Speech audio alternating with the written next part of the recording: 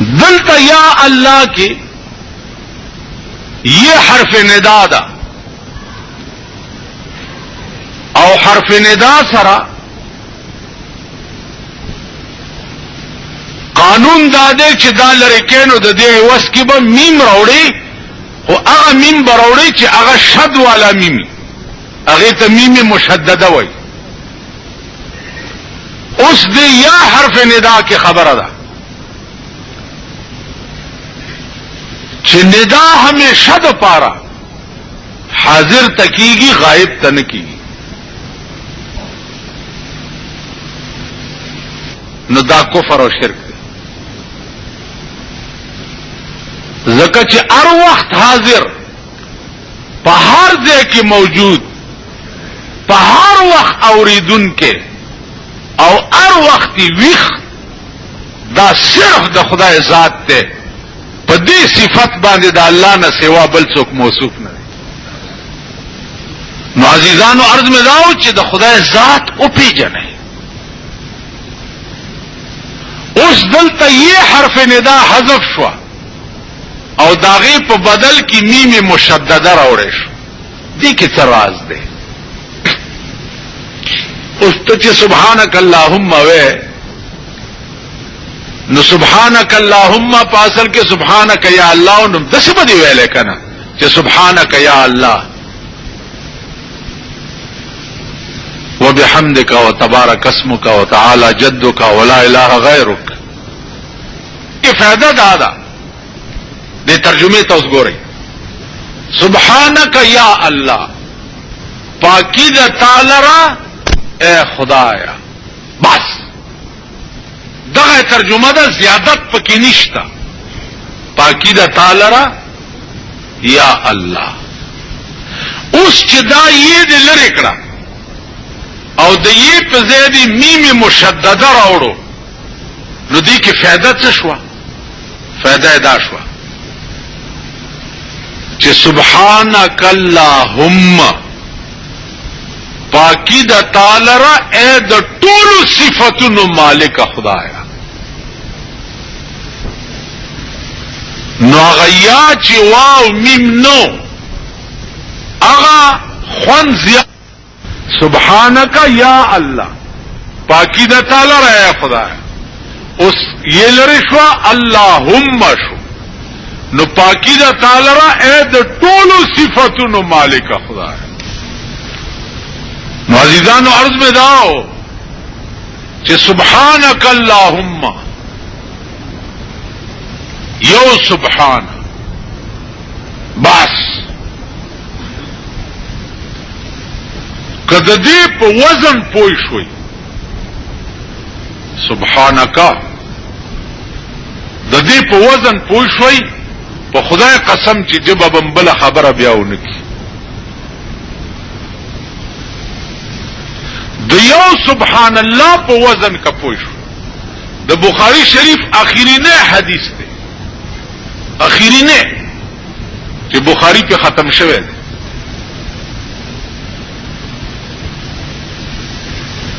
اغوی دو کلمې دي دو کلمې کلمتان خفیفتان علی اللسان ثقیلتان فی المیزان.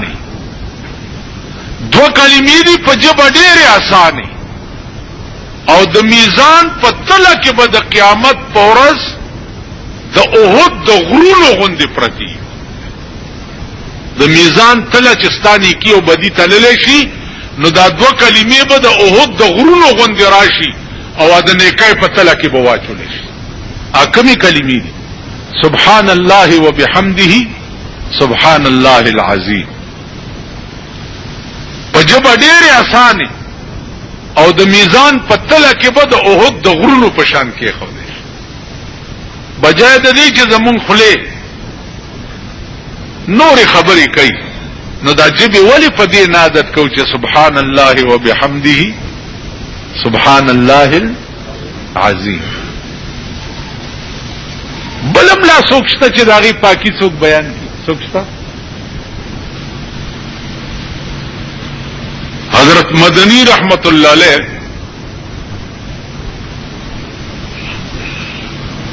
چاته چې درود شریف خوده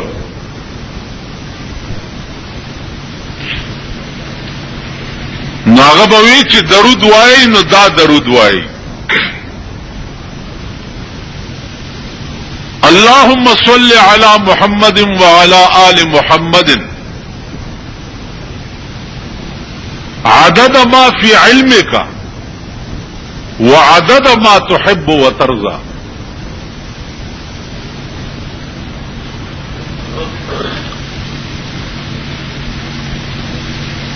اللهم صل على محمد وعلى آل محمد عدد ما في علمك خدایا په پیغمبر ته رحمت لے گا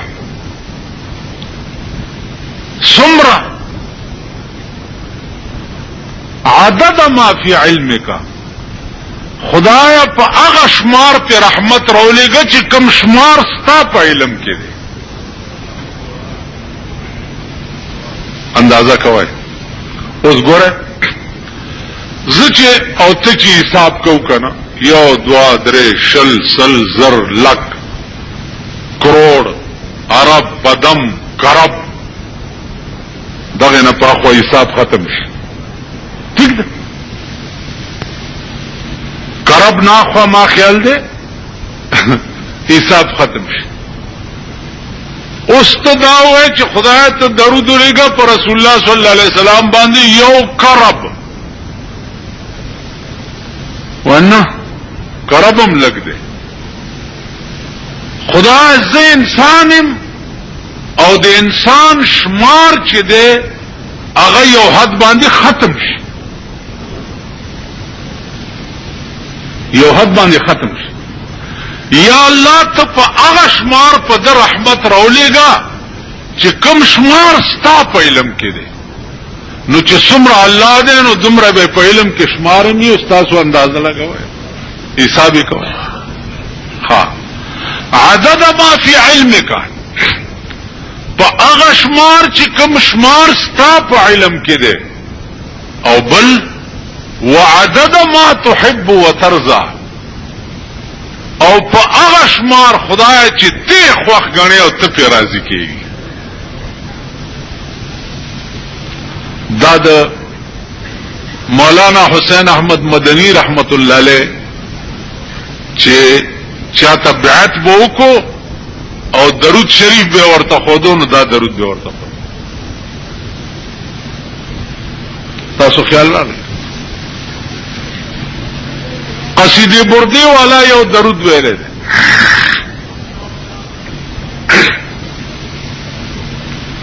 مولاي صل وسلم دائما ابدا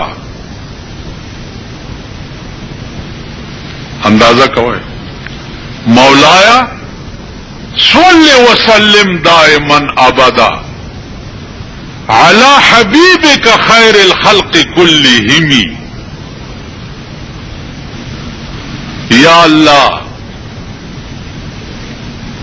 صل وسلم دائما ابدا خدا رحمت را لے گا پا جناب رسول ابدا پچا علی حبیبک خیر الخلق کلهم پخپل محبوب باندے چا د ټولو مخلوقات نو چته نو تاسو ته یا ایها الذین آمنو صلوا علیہ وسلموا تسلیما تاسم پہ درود وای اللهم صل علی محمد وعلى آل محمد عدد ما فی علمك وعدد ما تحب وترضى نظم عزیزانو عرض میں داو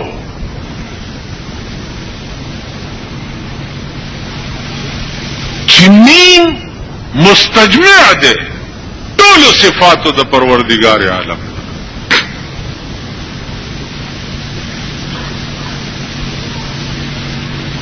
وبحمدک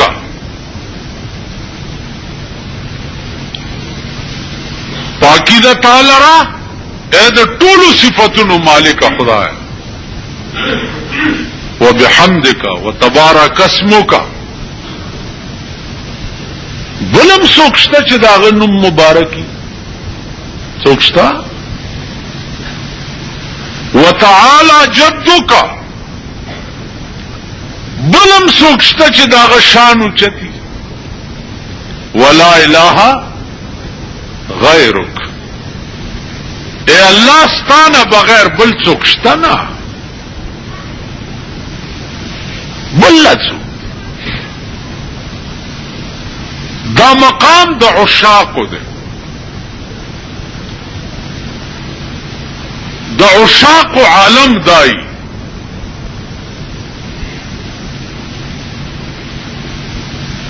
چھ اغی استغراق فی اللہ راشی ناغت بل چوک نخکاری دنیت تڑلو نباد با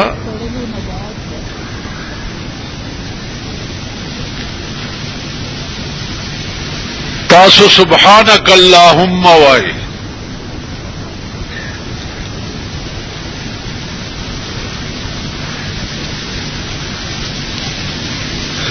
ولا الہ غیرک چوائی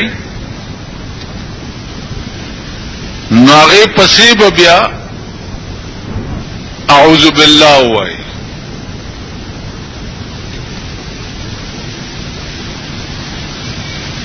اس سوال دادی چی دلتا دا اعوذ باللہ ویل ضرورت سدے دا اعوذ باللہ ویل ضرورت دادے چی مخ کی چونکہ قرآن شروع کی او قرآن کریم چے سڑے شروع کئی نو اللہ ویلی دی چے تاسو قرآن شروع کوئی نو فاستعذ باللہ اعوذ باللہ وئی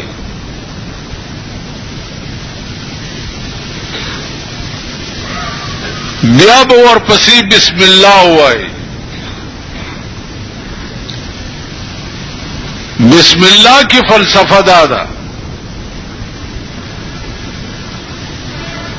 جناب رسول اللہ صلی اللہ علیہ وسلم فرمائی چکم کار چ سڑے بھی بسم اللہ شروع کی آ لنڈے بچے اے کی برکت نہیں نو بسم اللہ بم دے دا پارا ہوا ہے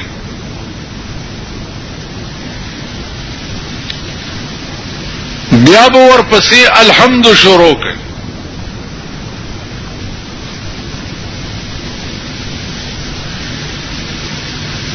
الحمد ابتدا نوالا تر ولدوالین پورے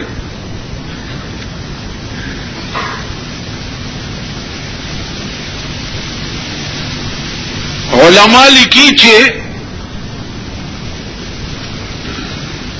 دی الحمد تا سورت فاتحہ وائی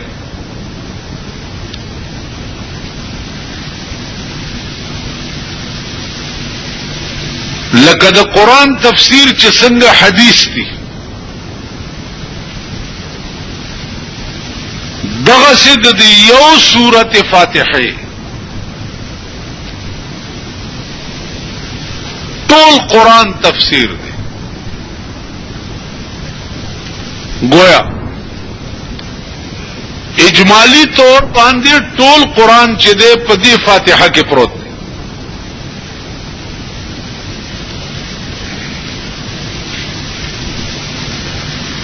نو اول بتوے الحمد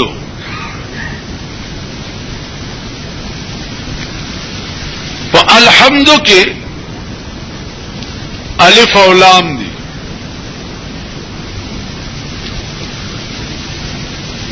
دا الف او لام په عربی لغت کې په څلور قسم دي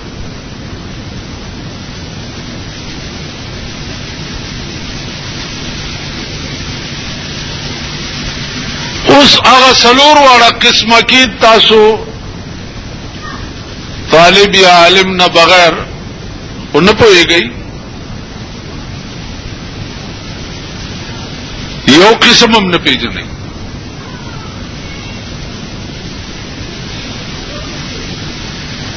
او دومره پوه شئ چې دلته الف لام چې دي دا د پاره د جنس دي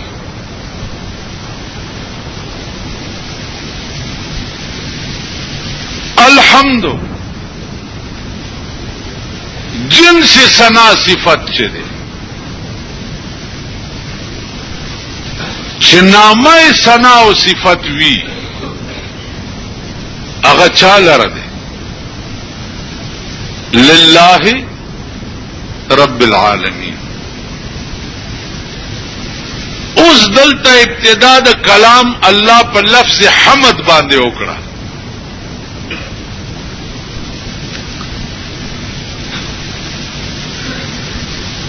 عزیزانو لفظ حمد چې ده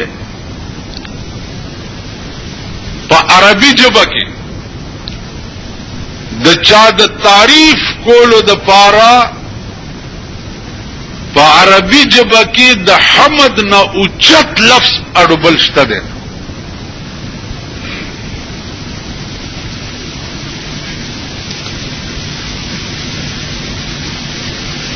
تو سوال دا دی چې دومره اوچت لفظ ولی منتخب کړی شو د تعریف د پروردگار عالم د پاره؟ وې د انتخاب دو وجې دي. یو وجه دا ده چې دا تعریف د چا کیږي نو د دنه اوچت ذات په دې کائنات کې بل څوک شته؟ نو چې څومره ذات اوچت دی نو دومره ورته لفظ اوچت منتخب شو. تاسو د هر لفظ باندې د بل چا تعریف کولای شي. د یو انسان متعلق هم ته ویلای شي چې دا رحیم دی، دا کریم دی، لیکن د یو انسان متعلق څنګه چې ته دا نشي ویلای چې دا الله دی، نو داسې د انسان متعلق ته لفظ حمدم د شي ویلای. مثلا زتا ته وایم چې احمدک، زستا حمد بیانوم، نو په لفظ حمد سره ستا تعریف زنشم کوله، ځکه چې لفظ حمد چې دا خاص دی په ذات د پروردگار عالم په. دا بتا صلا پیښور خار ناصر خان اسلامی کیسٹ ہاؤس بیرون کچہری گیٹ اشرف روڈ سرائے فقیر خان دناصر خان سرا ساتھ ملاوی گی. قیام، رکوع او سجدہ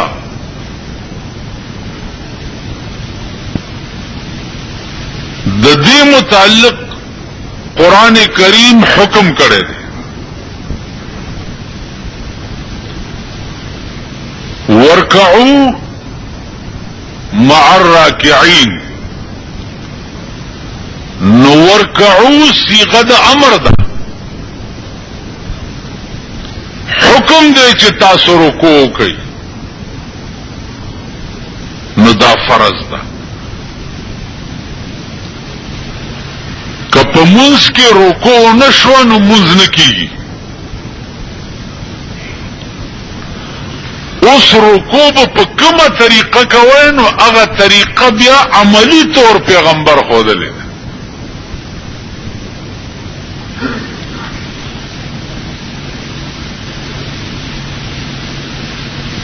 قیام په منځ کې ولاړه،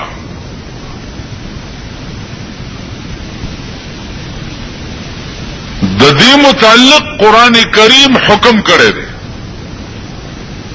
قوموا لله قانتين، نو قوموا دا هم امر دی. نو قیام متعلق اللہ قومو ویلی دی، نو قیام ہم پا منس کے فرض دے.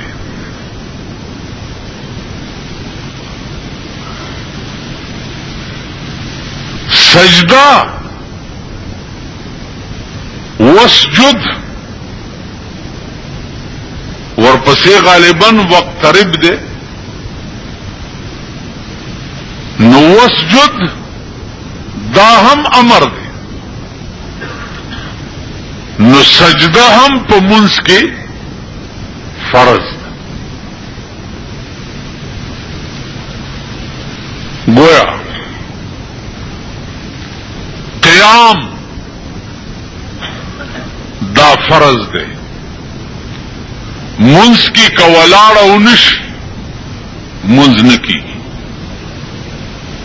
رکوع دا فرض ده، که رکوع نشوا منځ نکی. سجده دا فرض ده، که سجده و نشوا منځ نکی. اوس قیام فرض ده،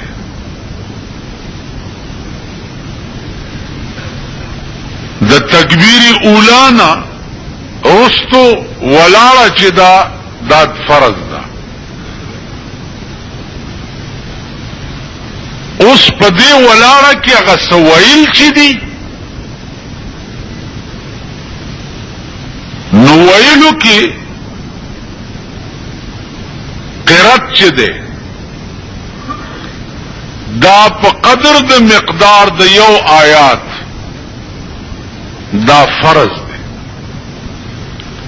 یو آیات مقدار لا تلاوت بکئ،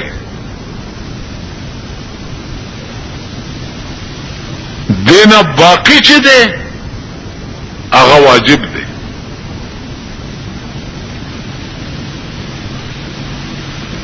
رکوع فرض ده، پر رکوع کی سبحان ربی العظیم ویل دا سنت دی. رکوع دی ملا ټیټولو ته وایي، ملا به ټیټه. اوس پیغمبر ویلي چې ملا به څنګه ټیټه؟ ملا به داسې ټیټه چې ستا په دې ملا باندې څوک د اوبو ډک جام کیدي او هغه توی نشي. داسې رکوع وکړي.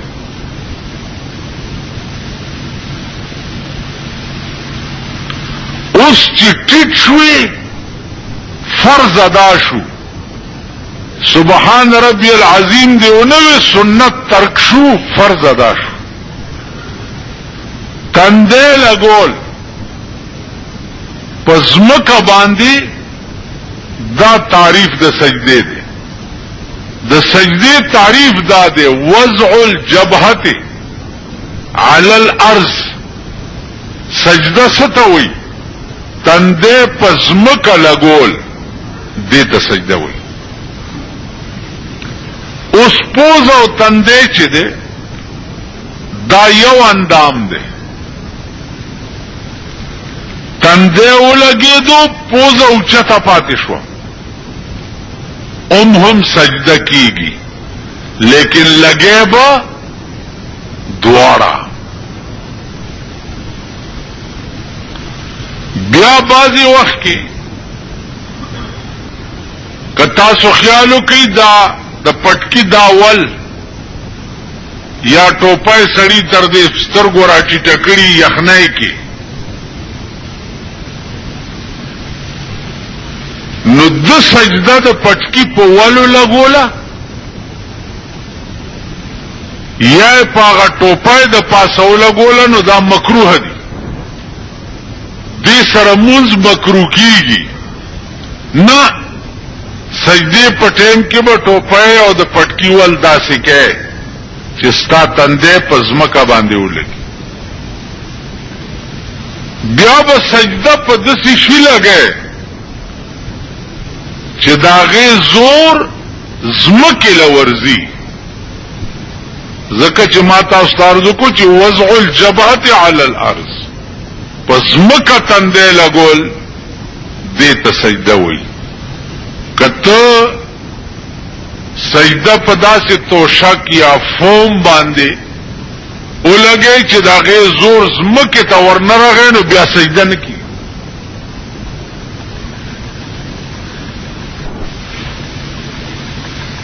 نو عرض داو چې دی کې با ډیر احتیاط کوئ.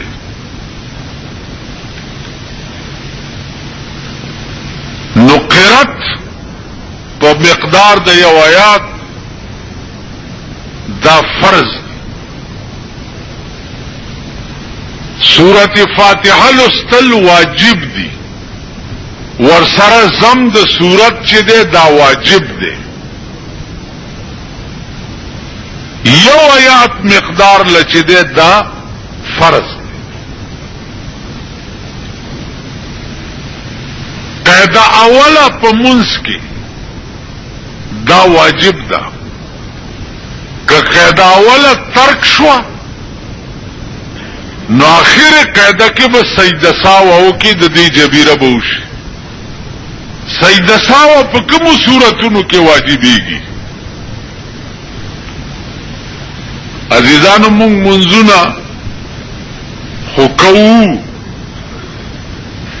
لیکن هغه قواعد د منځ چې دي هغه مونږ ته نه راځي. هغه ضروریات د صلات چې دي مونږ ته نه راځي. پنځ بنا د اسلام دا فرض ده: منځ، حج، زکات، روجا او کلمه. په ټول عمر کې یو ځل لا اله الا الله محمد رسول الله ویل دا فرض دي په ټول عمر کې. باقی ویل چې دی هغه سنت او مستحب او د ثواب په درجه کې دي. لیکن ټول عمر کې به یو ځل دا اقرار کوي چې لا اله الا الله نشته د معبود برحق الا الله مگر دغه یو خدای دی او محمد رسول الله دا د خدای رسول او د خدای پیغمبر دی. نو یو ځل په ټول عمر کې ویل چې دی دا فرض دی.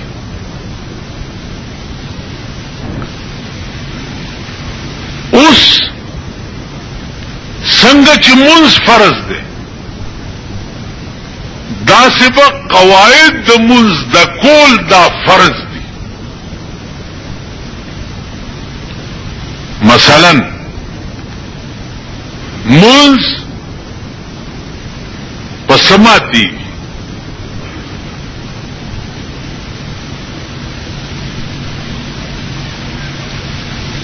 یو سړی مانا تپوسو کو چې یو سړی دی په ځنګل کې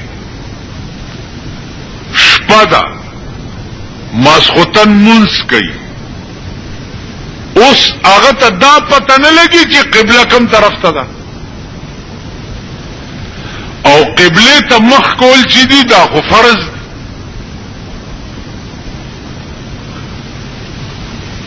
به څه کوي؟ څوک شتم نه چې تپوس دیو کی چې قبله کوم طرف ته ده.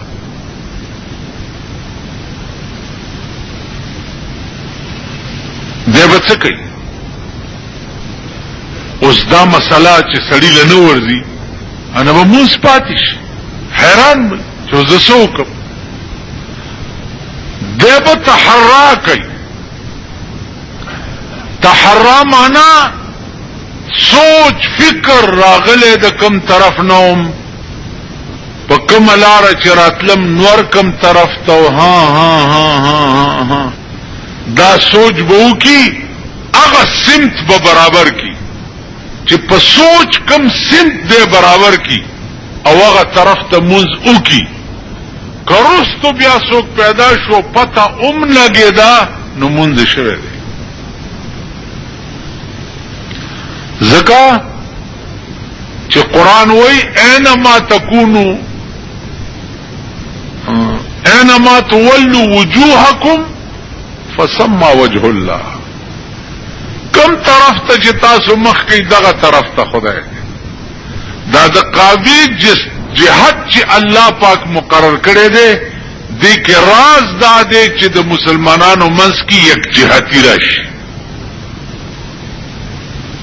اتحاد او اتفاق راشي، کینی الله خو هر طرف ته نو دی به تحرا کوي او په تحرا باندې به هغه سمت د کعبه چې دی نو معلومي. عزیزانو یو ځای کې دی برابر شو التا اوبنشتا اوس دی به سکی به اوبنشتا تیمم ہوا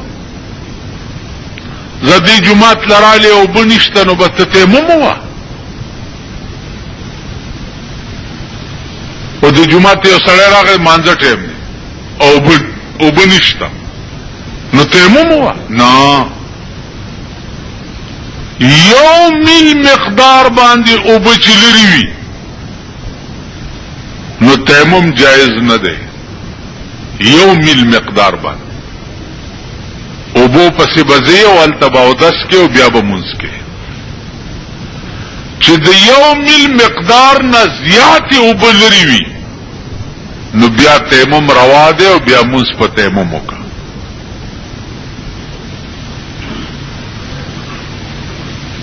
نو عزیزانو دا احکامات د صلات دي. اوس سجده ساوا ده په مونږ کې په کومو صورتونو کې واجبي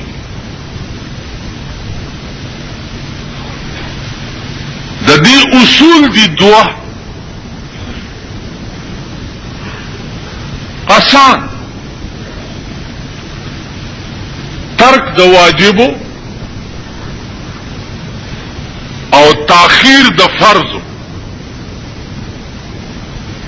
کم سیزونه چې په منځ کې واجب دي او هغه ترک شو، مثلا په وترو کې دعا قنوت چې دی دا واجب دی، ته د الله اکبر په ځای رکوع ته لاړې نو رکوع نه به بیا قیام ته نه ځې او نه به دعا قنوت اللهم انه نیغ به سجدې ته لاړ شي، دعا قنوت به پرېږدي او آخر کې به سجده ساوه وکړي. یا قاعده اوله واجب ده ته دویم رکعت نه چې راپاسې دي کېنه ناستې ولاړې ته پاسې دي، ولاړې کې بیا دوه صورت دي، که ته ولاړې ته نږدې وي نو کېنې به نه، او که ته ناستې ته نږدې وي نو کېنې به او اتحیات به ووایې، او که ولاړې ته نږدې وي نو کېنې به نه، قاعده به پرېږدي او آخر کې به سجده ساوه. نو د واجب د ترک په صورت کې به سجده ساوه واجب شي، او که فرضو کې تاخیر راغی، فرضو کې مثلا آخره قاعده فرض ده. نازیزانو په دې ګریوان کې لږ سوچ وکړئ چې موږ سره پیدایي موږ ته څه کول پکار دي او موږ څه کول لګیایو او زموږ انجام به څه زو به کوم طرف ته. نو قرآن سره رابطه او تعلق پیدا کړئ، کوشش کوئ چې څه کار د دنیا کوئ چې د قرآن مطابق وي او د مرګ نه وروسته دا قرآن هم په کار راشي. واخر دعوانا ان الحمد لله رب العالمين. پیغمبر چې د معراج په شپه جنت ته لاړو، جنت کی ګوري را ګوري پدې کې او چمکو شو، رسول الله صلی الله علیه وسلم حیران شو چې د خدای د نور تجلی وشو. جبريل وی تجلی نه دا پاس جنای چې ولاړه ده دینه ته چلو شو و جنای ته چلو کو څوک وې ز په دې جنت کې د دو امت لچ کمی هوري خدای پیدا کړی دي داغي نوکر یما و دارنا د څه شي وشوا و دارنا د دې وشو چې ما دا سردار ولیدو نو مسکای شوم لمه خوشحال شو نو په مسکیتوب زما د غاخونو هغه چمک پتا سو پریوتو نو زکه پیت ورخطا شوی چې جون نور تجلی دا جبريل ورته وی چې محبوبا د نوکر د غاخونو شمکی چې ټول جنت رڼا کوي چې مالک به څنګه خستوي دیکھو ګورئ بیا د دنیا د خزو چې د چا بنوټي حسن له داغه نخره ته پورته کې تابعدار ته جی حضور ورته ته او د جنت د خزو چې د چا حسن په فطری وي نو د خوان خبره ده